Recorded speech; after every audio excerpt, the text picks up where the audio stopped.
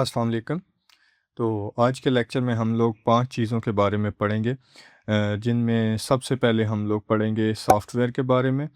फिर इसके बाद हम लोग देखेंगे सॉफ्टवेयर डेवलपमेंट क्या होती है। फिर तीसरे नंबर पे हम लोग देखेंगे इंट्रोडक्शन टू एसडीएलसी। फिर इंट्रोडक्शन टू एसडीएलसी के बाद हम लोग देखेंगे फ्रेमवर्क इन एसडीएलसी। फिर एंड पे हम लोग देखेंगे डिफरेंट स्टेजेस ऑफ एसडीएलसी। फिर इन सब के बाद हम लोग कुछ इम्पोर्टेंट शार्ट क्वेश्चंस को भी डिस्कस करेंगे। तो चलें शुरू करते हैं।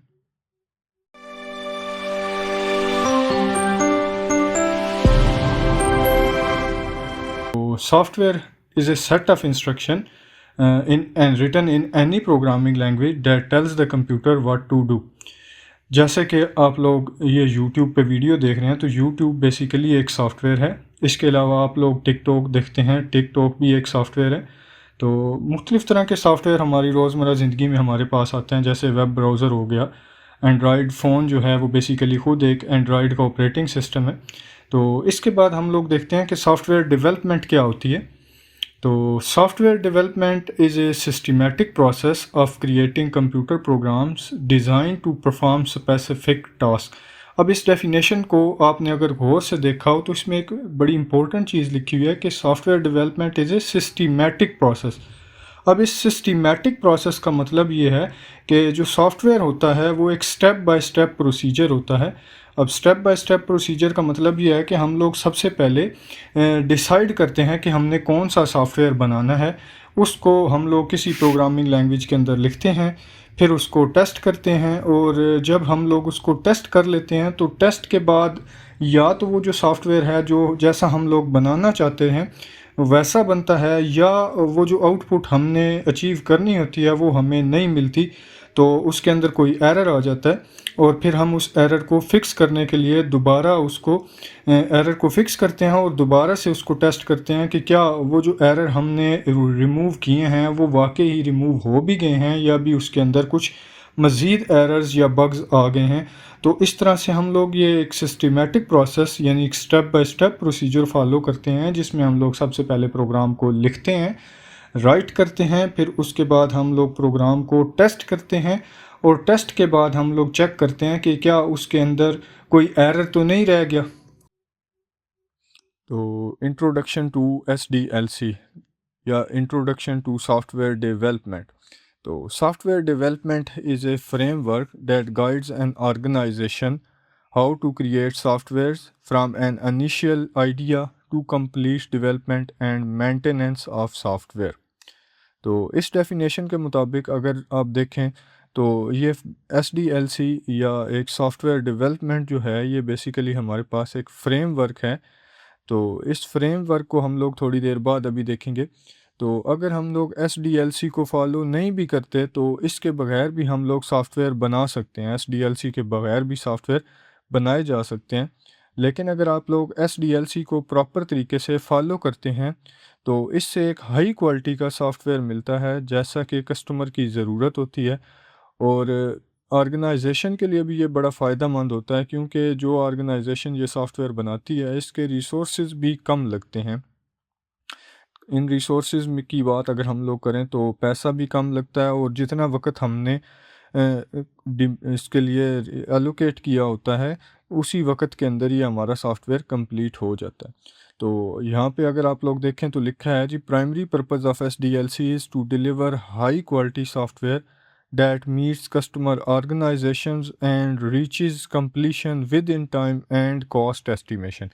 यानी दो चीज़ों के बारे में लिखा हुआ है, एक तो कस्टमर से रिलेटेड है और एक ऑर्गेनाइजेशन से रिलेटेड है। अगर आप प्रॉपर तरीके से एसडीएलसी को फॉलो करते हो तो ये विद इन टाइम कंप्लीट हो जाता है, और कॉस्ट इफ़ेक्टिव भी होता है और टाइम भी इफ़ेक्टिव होता है, यानी कस्टमर का भी टाइम बच जाता है और ऑर्गेनाइजेशन का भी टाइम इसके लिए बच जाता है। तो इसके बाद हम लोग देखते हैं जो अभी ऊपर हमने बात की थी फ्रेमवर्क की। तो फ्रेमवर्क एसडीएलसी के अंदर क्या होते हैं। तो अगर हम लोग प्रॉपर डेफिनेशन की बात करें तो framework in software development is like a readymade set of tools that help software developers to build efficient software in less time, because it includes ready to use components that developers can include in their project and they don't need to create them from scratch. This saves their time. अब यहाँ पे अगर आप इस proper definition जो कि काफ़ी बड़ी सी डेफिनेशन है इसको देखें तो इसमें दो तीन चीज़ें लिखी हुई हैं। सबसे इम्पोर्टेंट जो चीज़ लिखी हुई है कि वो framework readymade set of tools हैं। रेडीमेड का मतलब पहले से बने बनाए हैं, हमें ख़ुद से बनाने की ज़रूरत नहीं है। अब ये जो बने बनाए सॉफ्टवेयर्स हैं ये किसी पूरी की पूरी एक ऑर्गेनाइजेशन ने बना के रखे हुए हैं, हमने सिर्फ उनको इस्तेमाल करना है। अब वो जो ऑर्गेनाइजेशन होगी बड़ी कॉम्पिटेंट होगी, बड़े ज़बरदस्त किस्म के उन्होंने ये टूल्स बना के रखे होंगे, हमने सिर्फ अपने प्रोजेक्ट में इसको इस्तेमाल करना है, हमें नए सिरे से इसको बनाने की ज़रूरत नहीं है। इससे हमारा टाइम भी बच जाएगा और ये जो टूल्स होंगे ये होंगे भी बड़ी हाई क्वालिटी के। अब इसकी बड़ी एक कॉमन सी एग्जांपल, आप लोग अक्सर मोबाइल के ऊपर कैपकट वीडियो एडिटर का इस्तेमाल करते हैं। तो कैपकट वीडियो एडिटर अगर आप इस्तेमाल करते हैं तो आपने अक्सर वहाँ पे वीडियोस बनाई होंगी। तो वहाँ पे कैपकट वीडियो एडिटर को जब आप ओपन करते हैं तो आपको काफ़ी सारी वहाँ पे टेम्पलेट्स बनी हुई मिलती हैं, जिन टेम्पलेट्स में सिर्फ आपने कोई भी एक टेम्पलेट पिक करनी है और उसके अंदर अपनी कोई वीडियो या तस्वीर वगैरह को आपने ऐड करना है। इसके अलावा किसी भी किस्म की आपको कोई ऐड करने की चीज़ ज़रूरत नहीं है। कोई टेक्स्ट वगैरह ऐड करना चाहें तो वो एक अलग बात है। तो वो बनी बनाई जो टेम्पलेट है बस आप अपनी तस्वीर या वीडियोज़ ऐड करेंगे तो चंद ही सेकंड के अंदर एक बेहतरीन हाई क्वालिटी वीडियो आपके सामने बन के आ जाएगी। तो ये होता है फ्रेमवर्क। अब फ्रेमवर्क यहाँ पे वो बेसिकली टेम्पलेट होगी। अब इसी तरह हम लोग कंप्यूटर में मज़ीद बात करें तो जेंगो फ्रेमवर्क होता है। जेंगो, ये जेंगो डी जे लिखा हुआ है लेकिन आपने इसको जे पढ़ना है, डी इसमें साइलेंट है।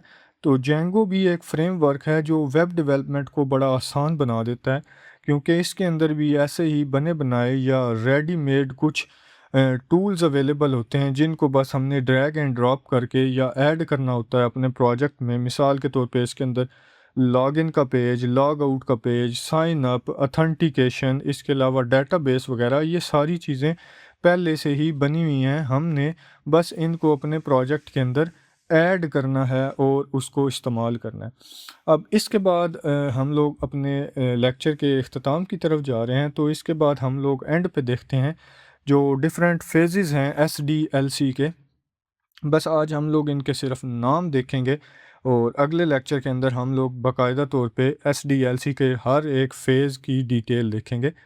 तो SDLC के टोटल अगर आप लोग फेजेस या स्टेजेस देखो तो टोटल हमारे पास 6 स्टेजेस होते हैं। सबसे पहला जो स्टेज होता है हमारे पास वो होता है रिक्वायरमेंट गैदरिंग।